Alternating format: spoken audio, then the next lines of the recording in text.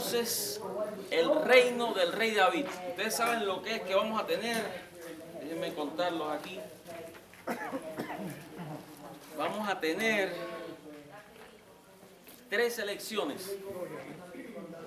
3 elecciones que todas giran alrededor de este tema central que se titula El reino del rey David. El reinado, el reino, también se puede traducir. Y la lección de hoy, que es la número 1, se titula David es hecho rey de Judá. Pero fíjense una cosa, no, a veces la traducción del inglés al español, y quiero aprovechar la ayuda, la cooperación, contribución de la hermana Sonia Benítez, que ella ha estado traduciendo las lecciones para beneficio de los que no hablan ni leen inglés. Así que, hermana, apreciamos. Yo no lo he revisado, ni hace falta que yo lo revise, pero apreciamos el esfuerzo que estás haciendo. Y estamos orando para que el Señor te use también en ese trabajo.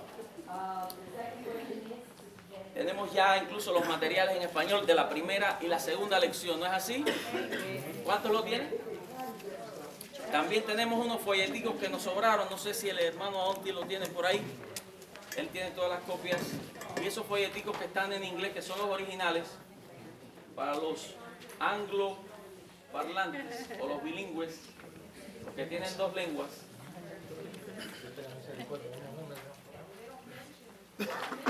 Bienvenido al hermano Alex.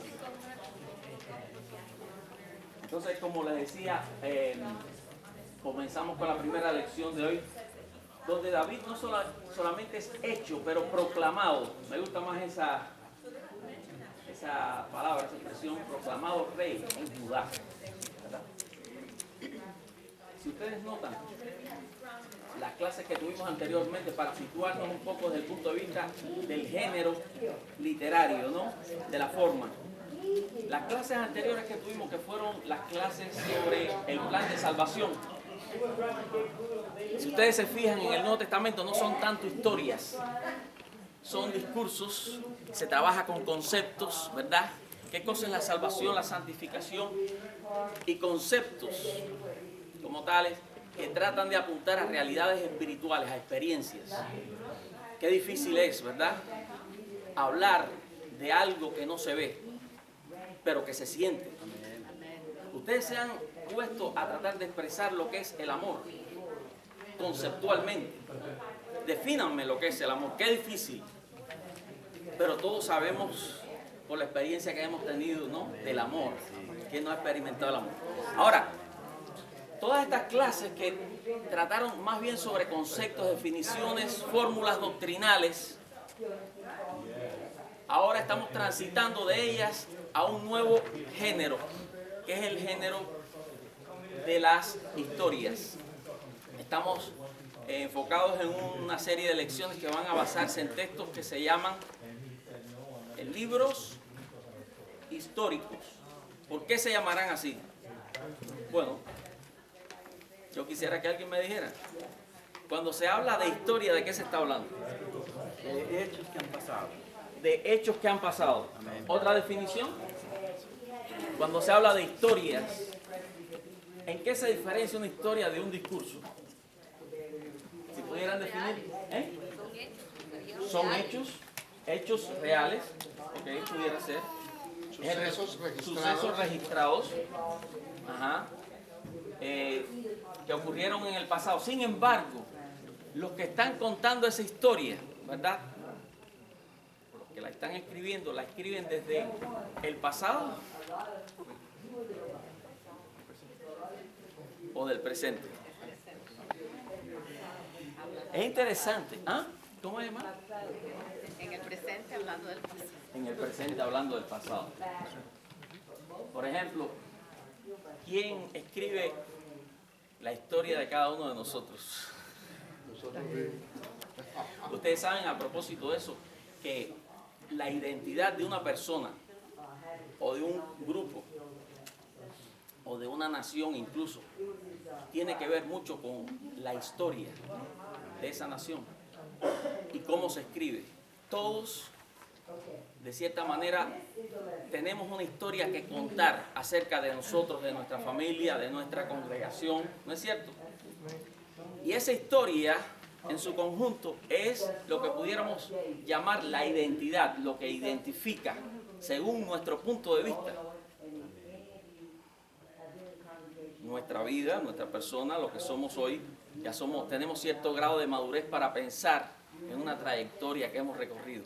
Bueno, vamos a estar tocando en estas clases la historia del pueblo de Israel y en un periodo muy especial.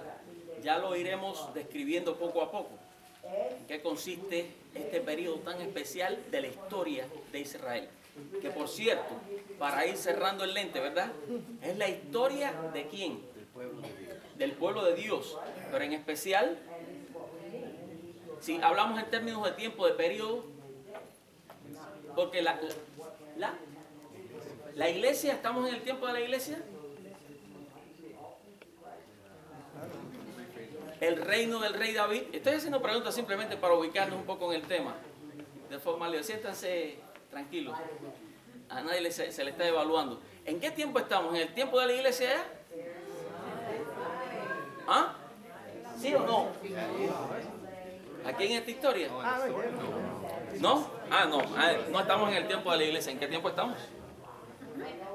En el libro. Ajá, en el libro. En la vida de David. ¿Y qué tiempo es ese? La vida de David. Del pueblo de Israel. Del pueblo de Israel. Ok, estamos en la historia del pueblo de Israel. ¿Y en qué tiempo de la historia del pueblo de Israel? Porque el pueblo de Israel tuvo un origen, ¿verdad? De cuando empezaron los reyes. Hasta el día de hoy, pero ¿dónde? Cuando empezaron los reyes. Cuando empezaron los reyes. ¿Cómo se llama el tiempo? Es el tiempo de los reyes. ¿Y David fue el primer rey? El segundo. ¿Quién fue el primero? Saúl. Quiere decir que el periodo tan especial, ¿no?, que estamos tratando en estas lecciones, comenzó ¿con quién? Con Saúl. Con Saúl. Y antes del periodo de los reyes, ¿qué periodo hubo? Jueces. Los jueces. ¿Quién fue el último juez? ¿Quién lo dijo? La hermana Otilia. Muy bien, hermana. El último juez fue. ¿Y saben qué? El libro que contiene, que registra la historia de David, del reinado de David, es precisamente el libro de Samuel. Hemos dicho bastantes cosas entre ustedes y yo, ¿verdad? Estamos ubicados entonces que estamos en el periodo de los reyes y del segundo rey de Israel. Vamos a estudiar la historia del rey David, del reinado del rey David. Y está en un libro que se llama Samuel. Y lleva el nombre precisamente del personaje. ¿Qué hizo ese personaje? Que ya dijo el hermano Harley, que fue el último juez de... Estoy evaluando los conocimientos de ustedes. Yo lo puedo decir por ustedes, pero estoy tratando con ustedes. Primero y segundo de Crónicas tenemos registro. Sí. Oh, correcto. Pero volvamos aquí. Samuel, ¿verdad? El juez. Samuel es el último juez, pero ¿qué también es Samuel? No, primer rey, no. Profeta. ¿Y qué da además de profeta? Sacerdote. Fíjense cuántas cosas podemos decir de Samuel. Samuel fue el que, como vamos a ver, ungió a David, ¿verdad? Y a partir de ahí ya el Espíritu de Dios estaba sobre David. Tenemos un inconveniente en esta clase, y es que ustedes, para refrescar todos estos conocimientos, no pudieron leerse. ¿Cuántos leyeron todas las lecciones o los textos bíblicos? Algunos lo leyeron, hermano Alex. La hermana Otilia también. Pero como ustedes ven, la mayoría no tenía los materiales. Y vamos entonces a ir avanzando un poquito y decir, habían 5 lecturas. 5 lecturas. Yo no leí las 5. No. Pero bueno. Muy bien. Pero el hermano Alex bastante sobre David y ha predicado bastante sobre David. Que yo leí los pasados, no No, y ahora no. Ven, entonces tenemos ese inconveniente. No obstante, vamos a ser bien puntuales ahora. Yo voy a ir mencionando, aunque ustedes ya tienen los materiales, yo voy a ir mencionando algunos puntos que quiero destacar. En esta clase vamos a comenzar hablando sobre la proclamación del rey David en Judá. El rey David, cuando comenzó a reinar entonces, no reinó sobre todo Israel. Cuando hablamos de Israel como una nación, ¿a qué nos estamos refiriendo? Alguien que me ayude aquí. Todas las tribus. A las 12 tribus. A las 12 tribus, ¿verdad? Y si hablamos del rey David reinando en Judá, ¿de qué estamos hablando? ¿Alguien más? Estábamos hablando de todo Israel, hermano Jesús. De una nación dividida. Miren cuál es la respuesta. Hasta cierto punto lo es. Yo creo que siempre el intento de Dios, ¿verdad? A través de los líderes de Israel, específicamente David, fue consolidar esa unidad que nunca se consolidó del todo. Hubo muchos logros a nivel militar de expansión, de dominio, en el caso del rey David, de su hijo Salomón, pero poco después se dividió nuevamente. Pero lo interesante es que cuando hablamos en términos, para ser específicos, de Judá, estamos hablando de una sola tribu, ¿verdad? Y no estamos hablando del resto de las 11 tribus. Entonces tenemos a David, según esta lección que vamos a estudiar, proclamado en Judá como rey. Vamos a ir entonces específicamente a ese texto que está en el segundo libro. Fíjense que no digo segunda, y quizás se me vaya a ir varias veces, pero siempre me corrijo a mí mismo hasta que un día estoy en una clase de Biblia yo, y el que estaba presentando la lección dice: es incorrecto decir segunda, porque el libro de Samuel, el libro de los reyes, como otros libros, no es una carta o es otro género, es un libro histórico. Siempre es segunda de Samuel, primera de Samuel, primero de Samuel, primer libro de Samuel, y a veces lo decimos, no hay problema con eso, nos entendemos. Entonces en el segundo libro de Samuel, capítulo 2, del verso 1 al 11, y alguien que tenga una voz audible, que lea pausado pero con entonación, interprete lo que está leyendo, puede ponerse de pie y leerla. Todo. Y el versículo 1 Al 11. al 11. Después de esto aconteció que David consultó a Jehová, diciendo: ¿subiré a alguna de las ciudades de Judá? Y Jehová le respondió: sube. David volvió a decir: ¿a dónde subiré? Y él le dijo: a Hebrón. Hasta ahí, hermano, un momentico y vas a continuar. Hasta ahí entienden todos lo que el hermano está leyendo. ¿Qué fue lo primero que hizo David? Ya, una pregunta, ¿ya David era rey o no? Lo primero que hizo fue consultar a Dios. Muy bien, esa respuesta está correcta, pero mi pregunta es, ¿ya David era rey o no? Una pregunta. Ante los ojos de Dios sí, porque había sido ungido, pero no públicamente. No había sido reconocido. Muy bien, muy bien. ¿Qué otra respuesta hay? ¿Ya está bien hasta ahí? Entonces tenemos a David, que según nos cuenta este relato, lo primero que hizo, como decía el hermano, ¿qué fue, hermano? Consultar a Dios. Con esa nota, márquenla ahí. ¿Qué hizo David? Un rey que recién va a enfrentarse a una responsabilidad, ¿verdad? Va a darse a conocer. Va al momento, digamos, más solemne, que es de entronización o de proclamación. Va a ser presentado ante sus súbditos, ¿no? Un rey tiene súbditos, tiene personas que se van a someter a su autoridad, van a reconocerlo. Lo primero que hizo este rey, que todavía no está ejerciendo su autoridad, o su rol, su papel como rey, es consultar a Dios. Pero no solamente consultó simplemente por algo formal, ¿no? Bueno, y David fue a consultar a Dios. Bueno, Señor, estoy aquí, dime qué tengo que hacer. Y apenas ni escuchó y siguió. No. Fíjense cómo ahí el que está contando la historia dice. Primero, ¿qué consultó él? ¿Qué preguntó? Él Subiré al mundo. si él era rey o no. Él estaba preguntando en cuál ciudad Dios quería que pusiera su reino. Ajá, Porque David era de la tribu de Judá. correcto. Así que estos son, como dice después, huesos de mi hueso y sangre de mi sangre. Los de Judá, especialmente en Hebrón, entonces Dios le dice a Hebrón, porque Hebrón, él era de ahí.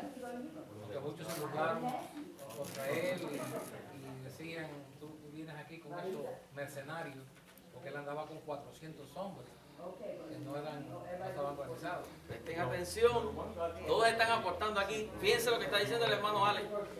Él andaba con un grupo de hombres, 400 y pico de hombres, entrenados para pelear, que habían demostrado que eran capaces de derrotar a los enemigos, que en aquel entonces eran, entre otros, los filisteos.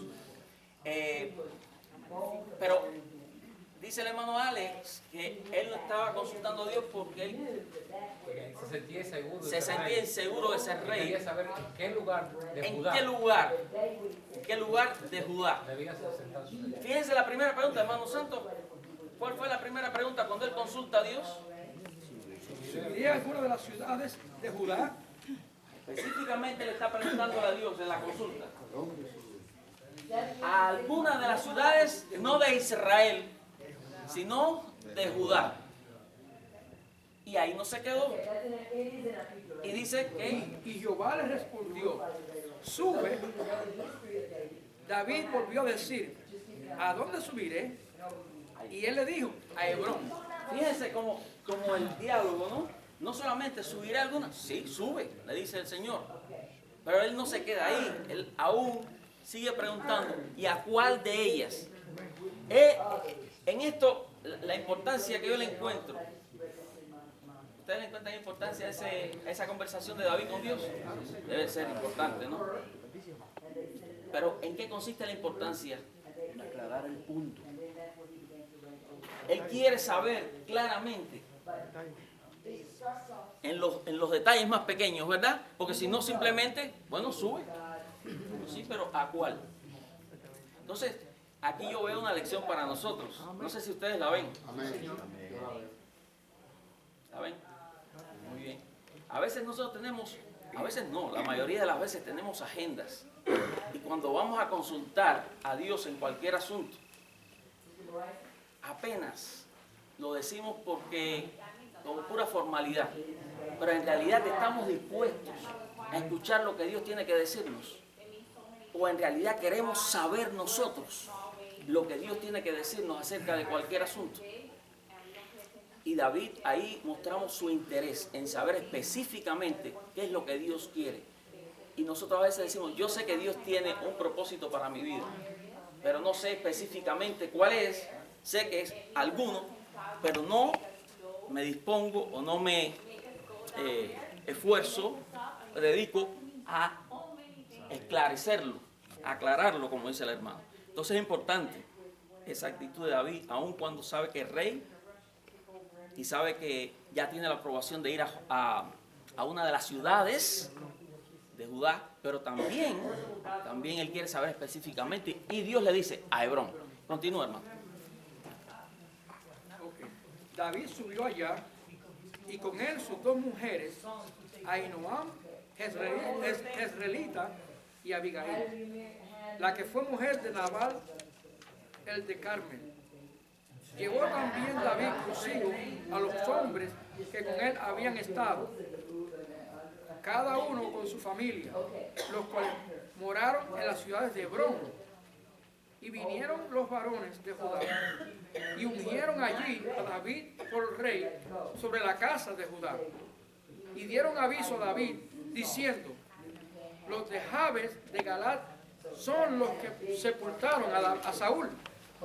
Entonces envió David mensajeros a los de Jabes de Galaad diciéndoles: benditos seáis vosotros de Jehová, que habéis hecho esta misericordia con vuestro señor, con Saúl, dándole sepultura. Ahora pues, Jehová haga con vosotros misericordia y verdad, y yo también os haré bien por esto que habéis hecho.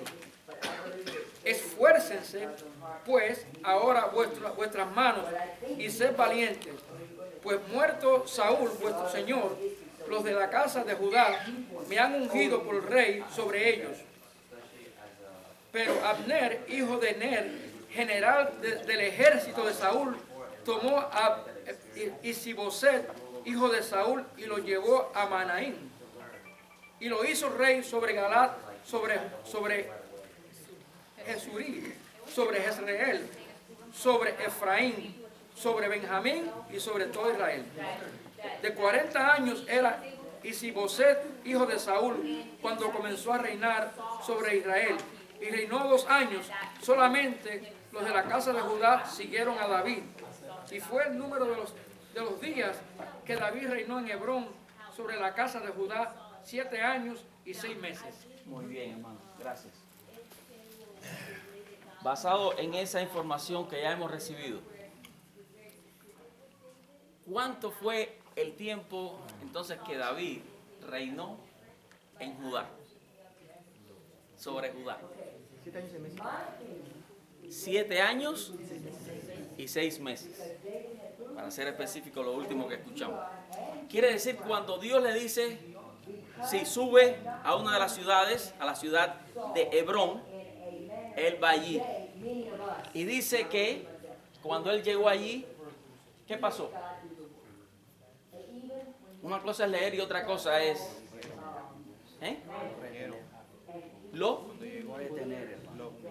Lo ungieron. Él ya no había sido ungido como rey. ¿Qué significa entonces esta unción, esta nueva unción?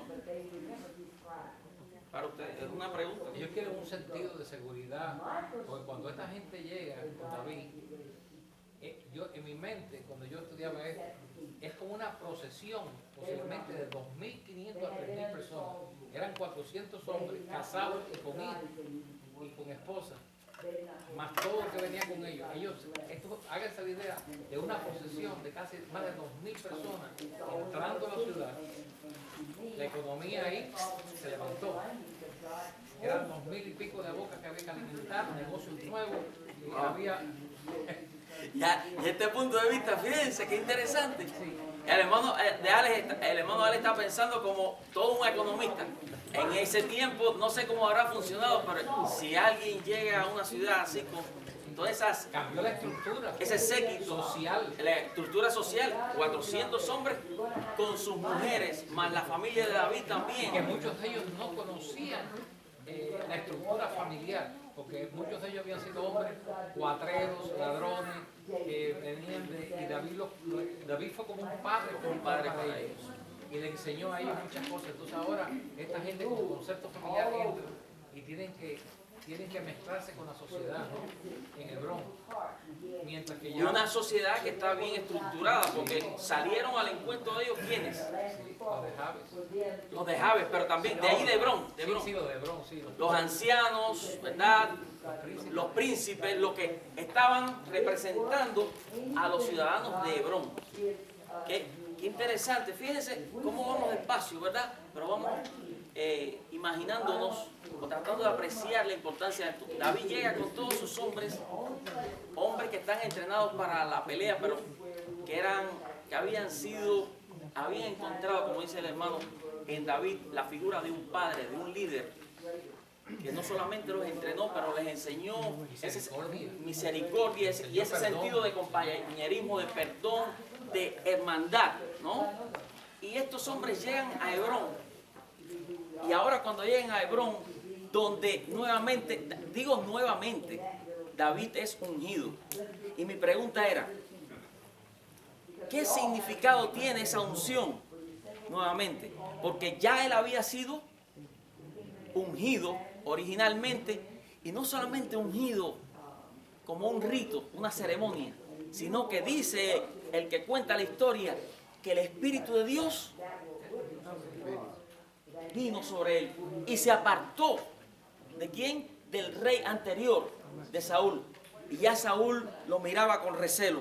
Ya no lo miró de la misma manera, porque ya Saúl empieza a ver que el favor de Dios está con David, ¿verdad? Que todo lo que hace David, Dios lo prospera. Y entonces él empieza a ver en David a un rival, a una sombra, y no lo mira con buenos ojos, y con celo. Y también él empieza a, dice el relato, a temer de David. Pero aquí vemos como David nuevamente es ungido. Y me permiten que yo diga lo que yo aprecio. Esta unción tiene para mí el significado del reconocimiento por parte de los de Hebrón, ¿verdad? Están consagrando.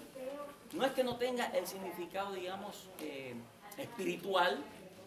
La costumbre en aquel tiempo era ungir a los reyes. No hemos hablado cómo surgió la monarquía o los reyes, cómo surgieron en Israel. Pero a pesar de los pesares, no voy a entrar en eso ahora, vemos que el pueblo todavía quiere dar un reconocimiento a un hombre que ellos consideran, ¿verdad?, que puede ser líder para ellos y puede gobernar. De hecho, era de Judá. Digo todo esto porque si ustedes investigan un poquito la historia de cómo surgió la monarquía en Israel o el gobierno de los reyes, comienza mucho antes de Saúl.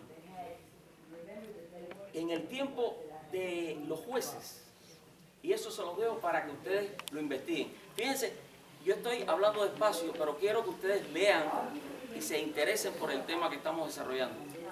En el tiempo de los jueces hubo un juez que se llamaba Gedeón. Y muchos pudieron pensar, no, en ese tiempo, ¿qué el pueblo va a pensar de reyes ni nada?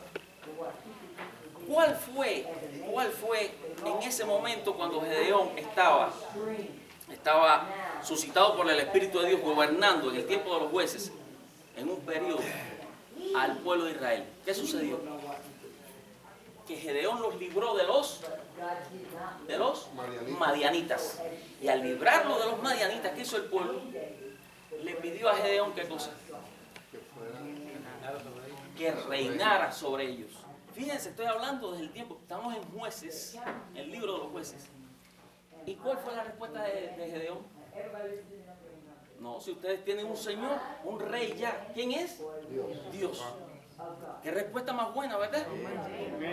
Sin embargo, Gedeón libera al pueblo de la opresión de los enemigos, de los madianitas y de otras cosas. Sin embargo, la actuación de Gedeón no, después de haber dicho eso, no se corresponde con lo que dijo. Porque tuvo un hijo y le puso como nombre ¿cómo?